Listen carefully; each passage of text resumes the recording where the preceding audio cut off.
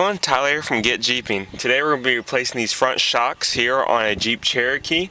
After doing a lift, we need to replace these shocks, and also just because they're old and worn out. Let's go ahead and get started. So we're going to be replacing this front shock here. We're replacing it just because it's worn out, and we want longer shocks to go along with our larger coils that we've placed in already. We're running a 3.5-inch lift on this Jeep right now, and so we want longer shocks on it. These tend to be really rusty. It took a while to get the top bolt to loosen up, but I'll show you some tricks to go ahead and be able to loosen it up quicker and go ahead and pop it. You can break the bolt if you want, if that makes it easier, because it doesn't matter. If you put enough force on it, it might break, it might loosen up. If you really can't get it out, then you can go ahead and cut it with a grinder or handsaw or whatever. But today we're just going to be unbolting this. On top is just one bolt because it's a tube shock on top, and on the bottom has two bolts with a nut on the other side.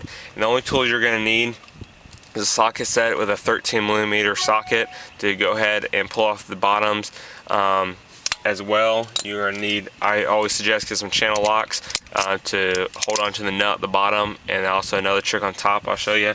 And then there's a wrench to be able to get in there. I always find it's better to just have a big old wrench for the top, because you can pull a lot of force on it and you don't have to worry about different size wrenches fitting in there. So let's go ahead and get started with removing the bottom bolts. You see right down here there's a bolt right here, and there's one right here, and there are nuts on the bottom that we're going to go ahead and pull off. I've already loosened these, and so they should come off pretty easily.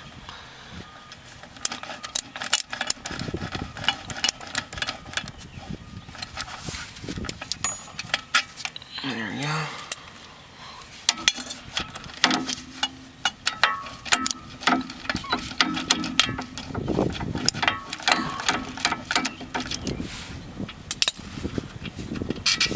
There you go on the second one. And then you should be able to go ahead and pull the shock off just like that, and you see it's going to extend down a little bit more. So let's go ahead and move on to the top. You see here right on top is your top of the bolt that has a jacket on it. You see it's right below where your power steering pump is, and your brake pump is, and your brake fluid. So you can see right here. I'm not sure what size bolt it is, but like I said, just go ahead and use a wrench to be able to pull that. Now, when you start turning the nut, it's going to start turning the bolt. Most likely it is pretty rusted in there. So I'm going to show you a little trick to be able to get that out a lot easier. So we're at the bottom of the shock here, and you see this shock. It's kind of like a old style shock boot on here. And then on the top here is where your bolt is. And there's nothing to grab onto. And so what I've done, you can see right here, is go ahead and slice it with a razor knife. Makes it very easy to do.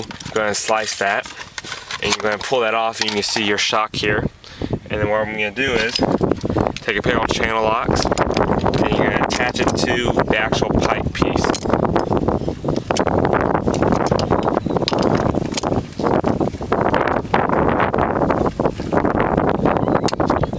And then when you turn that, it's going to hit the side of there, and then so when I'm turning, it's going to be able to loosen it. So let's go ahead and do that.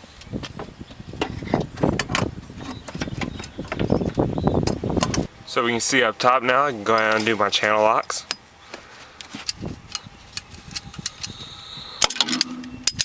And you should be able to go ahead and pull down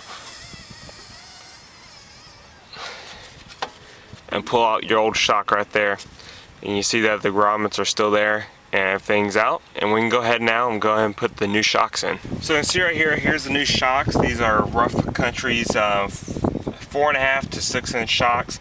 I'm putting them on a 3-inch lift because I'm planning on in the future going to a slightly bigger lift, and these Rubicon Express springs sometimes run a little bit taller than 3.5 inches. So we're going to go ahead and be installing these. These are nitrogen charged shocks, means that when you cut the cord, it's going to shoot up. And now I have in the past have had a glove on and gotten the glove in the way. I actually got my finger stuck up there and I had to rip it out. So just be careful when you're doing this. You want a pair of cutters to cut the wire band. And I'm putting a shock boot on, so I'm actually going to have to hold this down while this part shoots up. So you want to just set it in its spot, and you can actually probably go ahead and take your bolts and stick your bolts in just so it's lined lined up, but you don't need to tighten them down yet.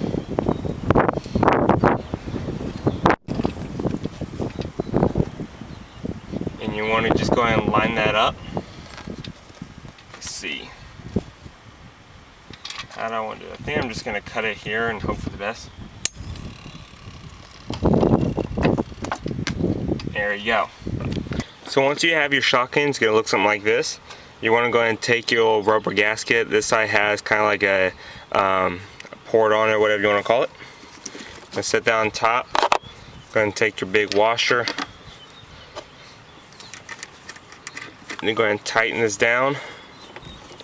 You want to go ahead and tighten this down until this gasket kind of flares out and that you really can't turn anymore, and that is tight down, so we're good. Thank you guys for watching. That's it. We have our new shocks put in here. We're going to have it tightened down the way it should be. And I appreciate you guys watching. Stay tuned for more here at GetJeeping. Go ahead and check us out at GetJeeping.com as well. We're on Facebook, YouTube, Twitter, and Instagram.